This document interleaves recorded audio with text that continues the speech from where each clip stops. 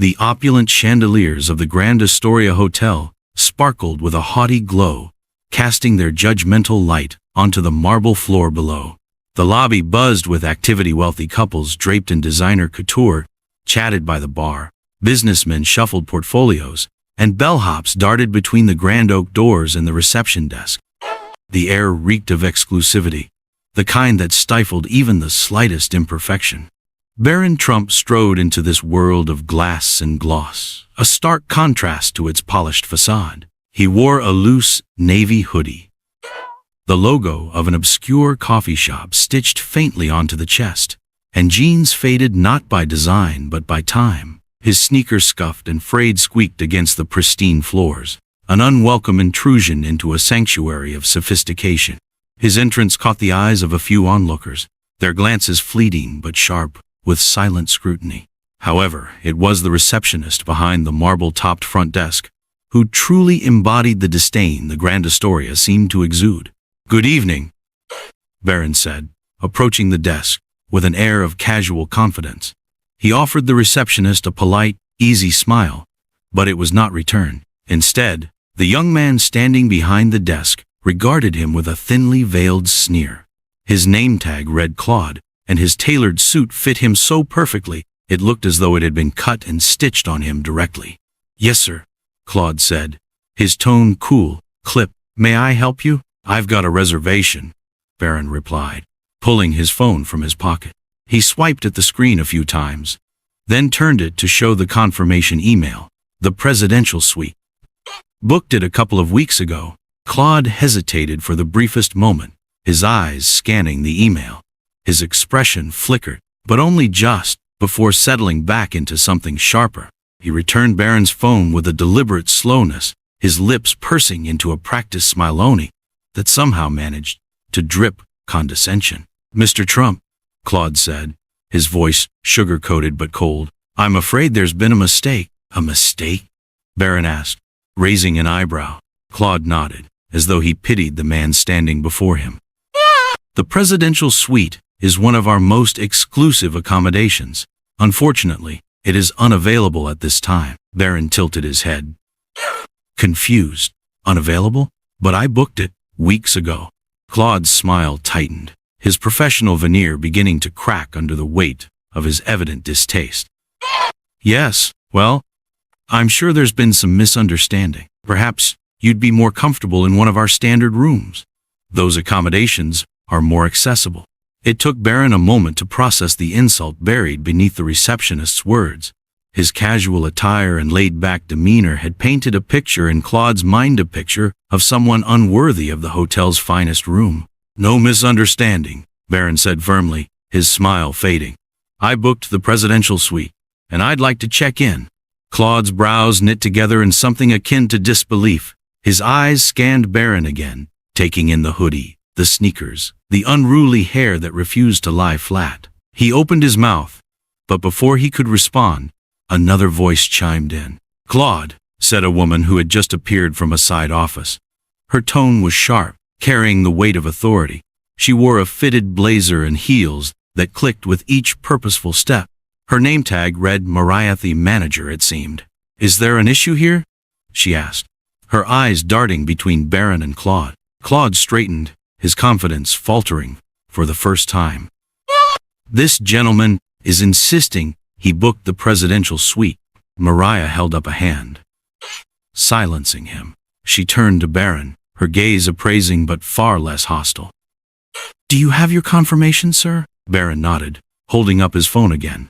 Mariah scanned the email quickly, her expression neutral. Then she turned back to Claude, her jaw tightening. "Mr. Trump's reservation is valid," she said, her voice cutting through the tension like a blade. "Prepare the presidential suite immediately." Claude opened his mouth to protest, but thought better of it. He nodded stiffly and disappeared into the back office. Mariah turned back to Barron, her demeanor softening slightly. "I apologize for the inconvenience, Mr. Trump." "Please, allow me to personally escort you to your suite." Barron hesitated, then nodded. "Thanks," he said, his tone flat. As they walked toward the elevator, Barron caught a glimpse of his reflection in one of the polished mirrors. He smirked faintly, shaking his head. It wasn't the first time he'd been judged by appearances, and it likely wouldn't be the last.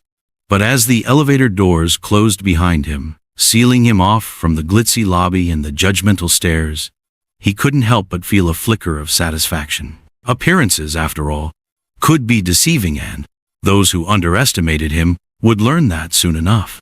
The Grand Astoria Hotel's lobby gleamed under the glow of its ornate chandeliers, but to Barron Trump, it felt colder than ice.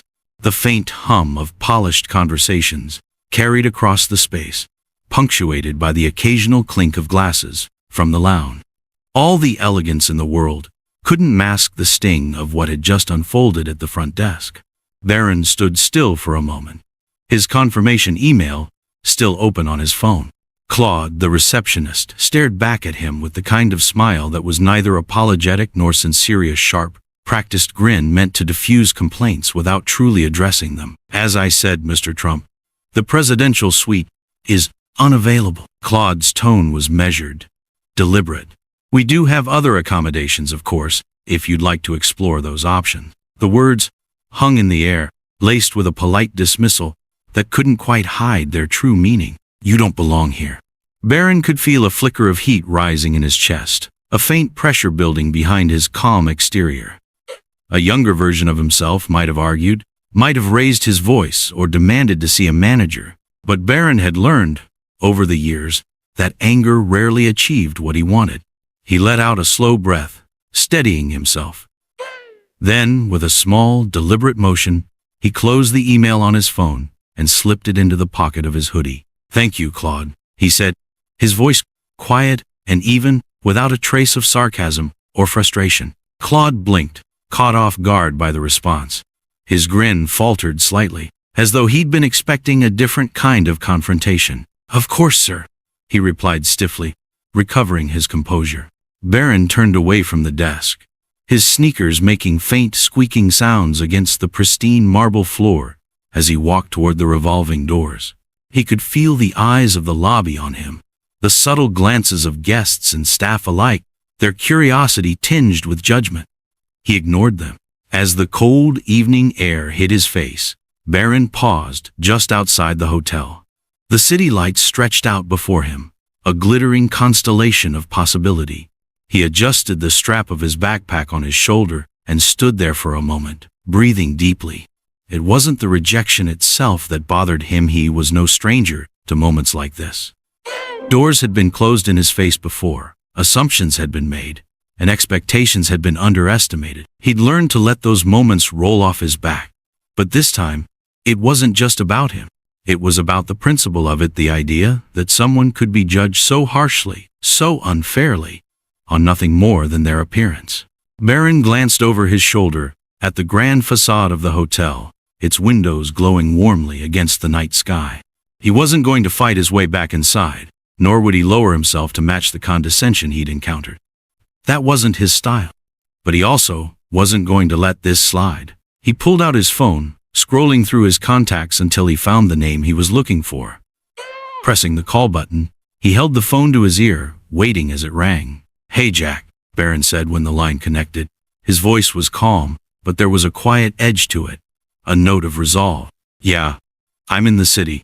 Listen, I'm gonna need a favor. I'll explain everything when we meet, but I need to look into something." Barron hung up a few minutes later, the faintest trace of a smile tugging at the corner of his lip.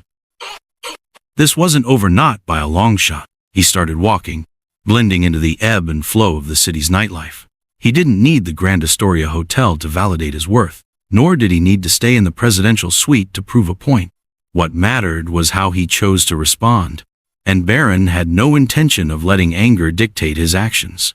Instead, he would channel his energy into something constructive, something meaningful. If the hotel had misjudged him, then he would show them gracefully. The night air felt cooler now, crisp against his skin as he moved through the bustling streets. Barron had always believed that challenges were opportunities in disguise, and tonight was no different. Somewhere, amid the city's noise and lights, he would find a way to make his voice heard. Not through shouting or demands, but through quiet determination, the kind that lingered long after the moment had passed, leaving an impression that couldn't easily be erased. And as Barron disappeared into the crowd, he knew one thing for certain. He would never let a closed door define him. The Grand Astoria Hotel awoke the next morning with its usual rhythm of polished perfection. Bellhops rushed to assist early checkouts, a line of taxis waited curbside, and the scent of freshly brewed coffee wafted from the lobby cafe. Guests in tailored suits and silk dresses strolled through the marble floors, their steps echoing softly in the cavernous lobby. Claude, the receptionist, stood at the front desk as always, his posture immaculate, his suit freshly pressed. He took great pride in his ability to maintain the Astoria's image of exclusivity, ensuring that the clientele matched the prestige of the establishment. The previous night's interaction with the casually dressed man Trump had been a minor blip quickly dismissed. Guests like him didn't belong in places like this. Claude had ensured the hotel's standards were upheld. And yet, as the morning unfolded, something unusual began to ripple through the air. It wasn't immediately clear what had changed, but the staff felt it, the subtle shift in energy, the way conversations paused mid-sentence, the way heads turned toward the entrance. The revolving glass doors of the lobby spun, and in stepped Barron Trump. But this was not the Barron from the night before. Gone was the hoodie and the faded jeans, the scuffed sneakers and the laid-back demeanor. In their place was a figure that exuded quiet power and elegance. Barron wore a tailored navy blue suit, the cut sharp and flawless. His tie was a deep crimson, neatly knotted, and his shoes gleamed with a mirror shine. His hair, once unruly, was now neatly styled, and the faint shadow of stubble from the night before was replaced by a clean-shaven jawline. He walked into the lobby with purpose, his stride confident but unhurried, and the room seemed to hold its breath as he approached the front desk. Claude's practiced smile faltered the moment he looked up and recognized Barron. The receptionist blinked, his composure slipping for the briefest of moments, before he quickly recovered. "Good morning, sir," Claude began, his voice as smooth as ever, though there was a noticeable edge of uncertainty now. "How may I assist you today?" Barron regarded him for a moment, his expression unreadable. Then, with a faint smile, he spoke. "I believe you can, Claude." His voice was calm, measured, and carried an authority that hadn't been there the night before. "But first, I'd like to introduce myself properly." Claude blinked again, his confusion growing. "Of course, sir. And your name is?" Barron's smile widened, though it remained polite. "Barron Trump, owner of the Grand Astoria Hotel." The words landed like a thunderclap in the pristine lobby. For a moment Claude froze, his professional facade cracking entirely. His eyes widened, darting between Barron's face and the polished nameplate on the front desk. I beg your pardon?" Claude stammered, his voice losing its usual polish. Barron didn't repeat himself. Instead, he calmly reached into the inner pocket of his suit jacket and pulled out a slim leather folder. He placed it on the desk and flipped it open, revealing a series of official documents bearing the logo of the Grand Astoria and Barron's name as its principal owner. Claude's mouth opened, then closed again, as if struggling to form a coherent response. Around them, the murmur of the lobby grew louder as other staff members and guests began to realize what was happening. "I acquired the hotel several months ago," Barron explained smoothly, his tone never rising but carrying the weight of absolute control. "I wanted to keep a low profile for my first visit, to see how things were running. Unfortunately, last night's experience gave me some insights into areas that require improvement." Claude's face had turned pale, his earlier confidence now completely gone. He stammered out a response, his words tumbling over each other. Mr. Trump, too, had no idea. "Please understand. There must have been some kind of mistake." Barron raised a hand, silencing him with an ease that spoke volumes. "No need for excuses, Claude. I don't hold grudges, but I do believe in accountability." He turned slightly, addressing the growing crowd of staff who had gathered near the desk. "This hotel is a reflection of its people," Barron continued, his voice carrying across the room. "Every interaction, every decision, every moment spent with our guests matters. It's not just about luxury, it's about respect. And last night, that respect was lacking." Claude looked like he wanted to sink into the floor, his eyes darting nervously to Mariah, the hotel manager, who had just emerged from her office. She, too, seemed momentarily stunned by Barron's announcement, but quickly stepped forward to offer a formal apology. Barron held up a hand to stop. "Mariah, I trust you'll address the situation appropriately. For now, I'd like to speak with the rest of the staff privately. Please gather everyone in the conference room in a—" Mariah nodded quickly, her professionalism returning as she began organizing the meeting. Barron turned back to Claude, his expression softening slightly. "I'm not here to fire anyone, Claude, but I am here to make changes. For now, I'd suggest you take some time to reflect on how you represent the Astoria." With that, Barron walked away, leaving Claude standing there, red-faced and shaken. The room buzzed with whispers as Barron made his way toward the elevator, his presence commanding respect in a way no casual hoodie or tailored suit ever could. As the elevator doors closed behind him, Barron allowed himself a small, private smile. His quiet determination had paid. He hadn't raised his voice, demanded retribution, or resorted to pettiness. Instead, he'd let the truth hand his actions speak for themselves. And now, the Grand Astoria would be better for. The conference room of the Grand Astoria Hotel was filled with quiet tension. The staff had gathered in response to Barron Trump's unexpected announcement earlier that morning. The revelation that the casually dressed man dismissed at the front desk the night before was, in fact, the owner of the hotel.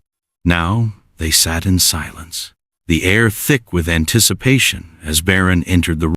Gone was the hoodie and sneakers of the previous evening, replaced by the sharp, tailored suit he had worn to announce his ownership. But it wasn't his attire that commanded the room, it was his demeanor. Calm yet resolute, Barron carried an authority that didn't need to be announced. He stood at the head of the table, his hands resting lightly on its polished surface, and allowed the silence to linger for a moment before he spoke. "Good morning," he began, his voice steady, measured. "I called this meeting not to shame anyone, but to address something I witnessed last night. Something I believe must be corrected if this hotel is to remain the standard of excellence we claim it to be." The room was still. Every eye was on him, including Claude, the receptionist from the night before, who sat near the back of the room, shifting uncomfortably in his chair. Barron continued. "Last night, I walked into this hotel as a guest. I was dressed casually, yes, but I was met not with warmth, not with professionalism, but with judgment. I was dismissed because of my appearance, because I didn't fit the image of what someone thought a guest at the Grand Astoria should look." He paused, letting his words settle over the room. "I didn't get angry. I didn't cause a scene, but that moment taught me something important. If I, as the owner of this hotel, could be treated that way, then what about our other guests? What about the traveler who's been on the road for days and doesn't have time to change into formal attire? What about the young couple celebrating their anniversary on a budget? What about the artist, the entrepreneur, the ordinary person who walks through our doors expecting not just luxury, but dignity?" A few staff members shifted uncomfortably in their seats. Others nodded subtly, understanding the gravity of what Barron was saying. "This hotel," Barron continued, his voice gaining strength, "is not just a building with marble floors and crystal chandeliers. It's a place where people come to feel cared for, respected, and valued. And that value cannot be measured by what they wear, what they look like, or how much money they appear to have. It is our responsibility to treat every guest with the same level of respect, regardless of their appearance, their background, or their circumstance." His gaze swept across the room, making eye contact with as many staff members as he could. "Discrimination has no place here. Not in this hotel, not in this industry, not in the world we want to live. Every single one of you is part of the Astoria's reputation. You are the face, the voice, the heart of this hotel. And it is your actions, your words, your attitudes that define what this place stands for."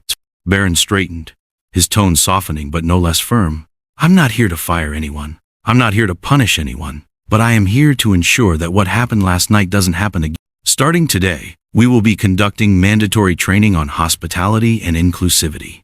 We will learn how to approach every guest with kindness and respect, no matter what they look like or where they come from." He glanced briefly at Claude, whose face was pale and drawn. "Mistakes happen.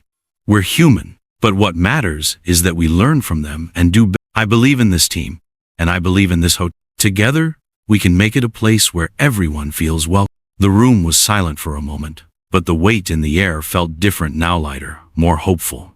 A few staff members began to nod. Others murmured quiet agreement. Barron offered a faint smile. "Thank you for your time. Let's move forward, together, and make the Grand Astoria a place we can all be proud of." As Barron left the room, he felt a sense of quiet satisfaction. He hadn't raised his voice, nor had he sought revenge. Instead, he had chosen to lead with empathy, conviction, and a determination to make things better.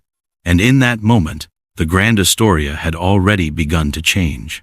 The Grand Astoria Hotel had always been known for its grandeur: the marble floors, the towering chandeliers, the velvet drapes that adorned its windows. But beneath the surface, Barron Trump knew there was work to be done. It wasn't enough for the hotel to look magnificent. It had to feel magnificent, for every guest and every employee. And that meant something deeper than luxury. It meant a culture of respect and excellence. After his confrontation with the staff, Barron wasted no time putting his vision into motion. Meetings were held, policies were rewritten, and mandatory inclusivity training began almost immediately. Barron was no figurehead. He rolled up his sleeves and worked side by side with the employees, determined to lead by example. He spent his mornings shadowing the housekeeping staff, learning about their routines, their challenges, and their suggestions for improvement.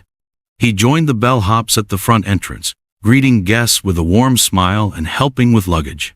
He sat in on kitchen meetings with the chefs and waitstaff, discussing ways to enhance not just the menu, but the entire dining experience. Barron's message was clear. Excellence wasn't just about perfection. It was about care, respect for the guests, respect for one another. Every interaction matters, he told the team during one of their weekly meetings. When a guest leaves this hotel, they won't just remember the room they stayed in or the food they ate. They'll remember how they were treated. That's what will make them come back. That's what will make them recommend us to others. The majority of the staff embraced the change. For many, it was refreshing to see an owner who cared so deeply about the people working in the building, not just the profits it generated.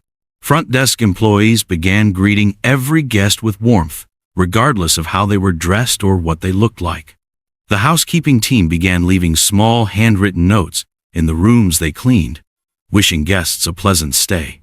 Even the kitchen staff found ways to go the extra mile, crafting personalized dishes for guests with dietary restrictions or special requests. But not everyone was on board.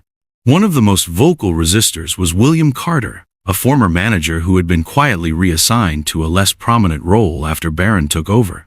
William had been with the Grand Astoria for nearly 2 decades and was fiercely proud of its reputation for exclusivity. To him, Barron's changes felt like a betrayal of the hotel's high standards. "This isn't some charity, it's the Grand Astoria," William muttered to a colleague one day.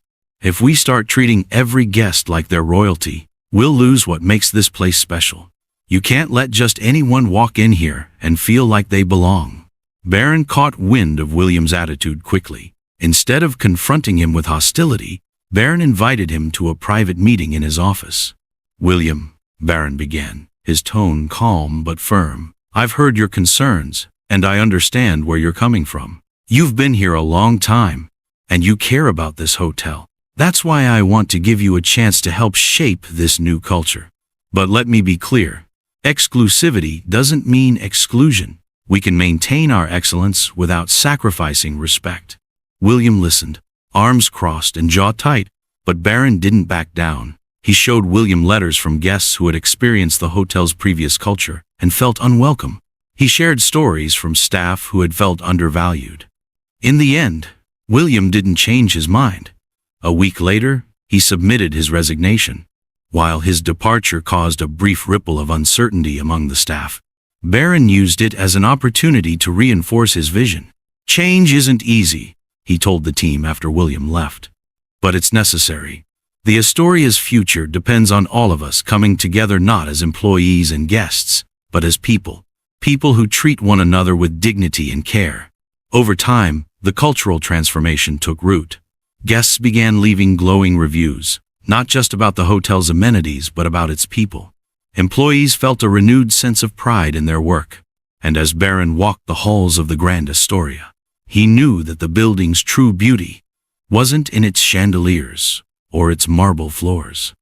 It was in the respect and excellence that now flowed through every interaction, every smile, and every moment shared within its walls. The atmosphere within the hotel, once filled with optimism under Barron's leadership, grew tense as subtle disruptions began surfacing. Complaints from guests, delays in service, and missing amenities, rare occurrences before, started to trickle in. These incidents, while seemingly isolated, painted a troubling picture. Barron, sharp and perceptive, couldn't ignore the signs. Something was amiss. The turning point came when Clara, Barron's trusted assistant, brought a startling revelation. Corporate clients who had long-standing bookings began canceling, citing poor service and even discrimination. Clara's investigation uncovered a disturbing pattern. These complaints were not organic. A deeper dig revealed that someone within the hotel was actively sabotaging its operations. Barron's suspicion grew when an anonymous letter surfaced, accusing him of exploiting the hotel for personal gain. The letter, signed, "A Concerned Employee," aimed to tarnish his reputation. Clara traced the letter to the office of Mr. Harland, a senior manager recently at odds with Barron's reforms. When confronted, Harland's thin veneer of innocence cracked, and Clara exposed further evidence. Encrypted emails from Harland's account showed collusion with a rival hotel chain, Orion Lux. The emails detailed plans to leak sensitive information and orchestrate disruptions, all aimed at destabilizing Barron's leadership. As Harland was escorted out, he issued a chilling warning. "You have no idea what's coming." The threat lingered in Barron's mind, signaling that the betrayal extended beyond Harland. Clara's ongoing investigation confirmed this. Orion Lux, a competitor with a history of unethical practices, had used Harland as a pawn in a broader scheme to undermine Barron's success. Faced with these revelations, Barron realized he had to act decisively. His first move was to solidify his team's loyalty. Holding a meeting with his staff, Barron addressed the betrayals head-on, emphasizing the need for transparency and teamwork. "This isn't just about saving the hotel," he declared. "It's about preserving our integrity." Barron and Clara launched a counteroffensive against Orion Lux. Clara enlisted Max, a cybersecurity expert, to delve into the rival chain's operations.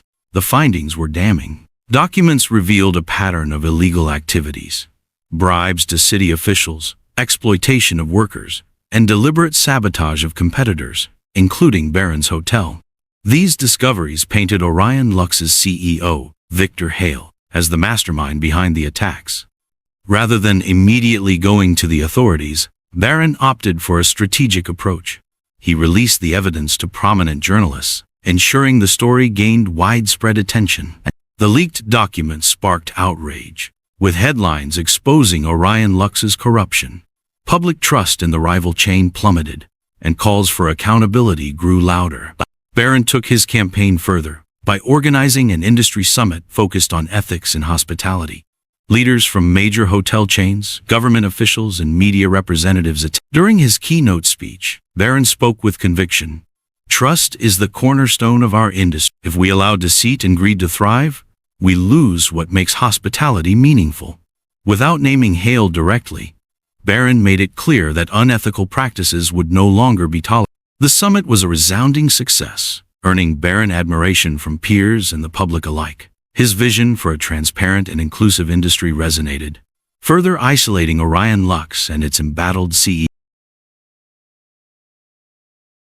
Victor Hale, once a towering figure in the hospitality world, found himself cornered.